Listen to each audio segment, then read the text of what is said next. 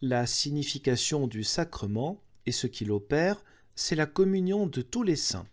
C'est pourquoi on le nomme couramment synaxis ou communio, c'est-à-dire communion. Le mot latin communicare signifie recevoir cette communion, ce que nous traduisons en allemand par aller prendre le sacrement. Cela provient du fait que le Christ forme avec tous les saints un corps spirituel. De la même manière que la population d'une cité forme une communauté et un corps, et que tous les bourgeois sont membres les uns des autres et de la cité entière. Ainsi, tous les saints sont membres du Christ et de l'Église, qui est la cité spirituelle et éternelle de Dieu. Et celui qui est accueilli dans cette cité est déclaré accueilli au sein de la communauté des saints et incorporé au corps spirituel du Christ, dont il devient un membre. À l'inverse, excommunicare signifie séparer de la communauté, isoler un membre de ce corps. En allemand, on dit mettre au ban. Mais c'est une chose différente, comme je l'expliquerai dans mon sermon sur l'excommunication qui va suivre. En conséquence, recevoir ce sacrement dans le pain et le vin, ce n'est rien d'autre que recevoir le signe certain de cette communion et incorporation au Christ et à tous ses saints.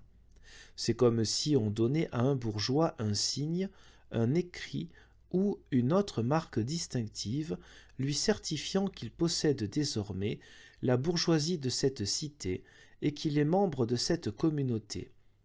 Saint Paul, dans 1 Corinthiens 10, verset 17, l'exprime ainsi.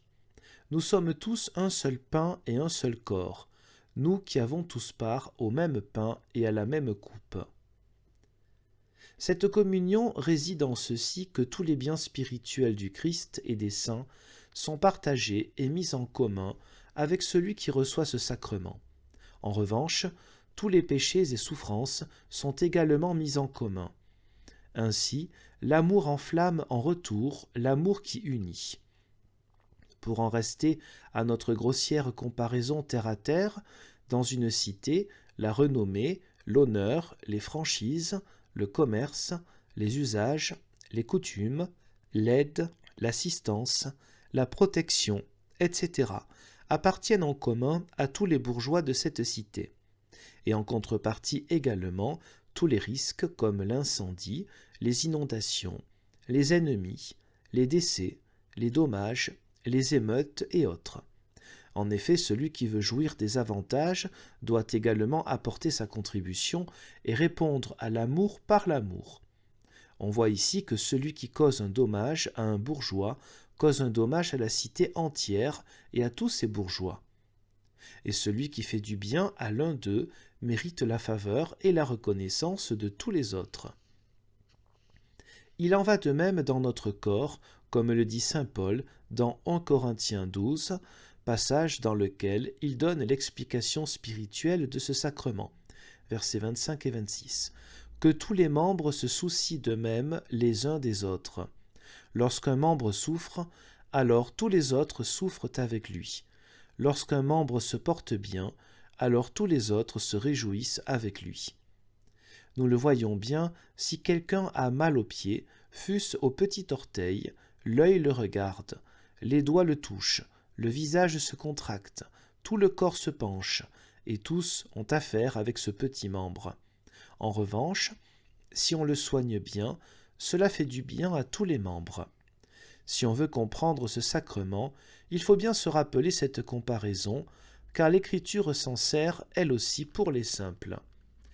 Ainsi, dans ce sacrement, l'homme reçoit de Dieu lui-même, par l'intermédiaire du prêtre, un signe certain de son union avec le Christ et ses saints, ainsi que de leur complète communauté de biens. Désormais, les souffrances et la vie du Christ seront les siennes, comme la vie et les souffrances de tous les saints.